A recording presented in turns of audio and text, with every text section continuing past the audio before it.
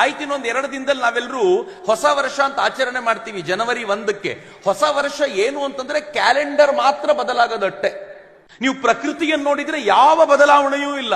ನಿನ್ನೆ ಏನಿತ್ತೋ, ಕಳೆದ ವಾರ ಏನಿತ್ತೋ, ಹಿಂದಿನ ತಿಂಗಳು ಏನಿತ್ತೋ ಅದೇ ಕಂಟಿನ್ಯೂ ಆಗುತ್ತೆ.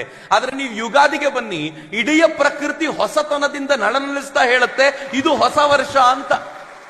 ಹೊಸ ವರ್ಷ ಅದು ಕೃಷಿಕನಿಗೆ ಹರ್ಷ ತರುವಂತದ್ದು. ಹೀಗಾಗಿ ಭಾರತದಲ್ಲಿ ಹೊಸ ವರ್ಷ ಜನವರಿ 1 ಅಲ್ಲ, ಅದು ಯುಗಾದಿಯ ದಿನ ಹೊಸ ವರ್ಷ ಅಂತ. ಯುಗಾದಿಯ ಹಬ್ಬ ಕೃಷಿಕನಿಗೆ ಸಂಬಂಧಪಟ್ಟಿದ್ದು. ಸಂಕ್ರಾಂತಿ ಯಾರಿಗೆ ಸಂಬಂಧಪಟ್ಟ ಹಬ್ಬ ನನಗೆ ನಿಮಗೆ ಎಷ್ಟೋ ಗೊತ್ತಿಲ್ಲ, ಆದರೆ ಕೃಷಿಕನಿಗೆ ರಾಶಿಯನ್ನ ಹಾಕಿ ಸಂಭ್ರಮಿಸುವಂತ ಹಬ್ಬ.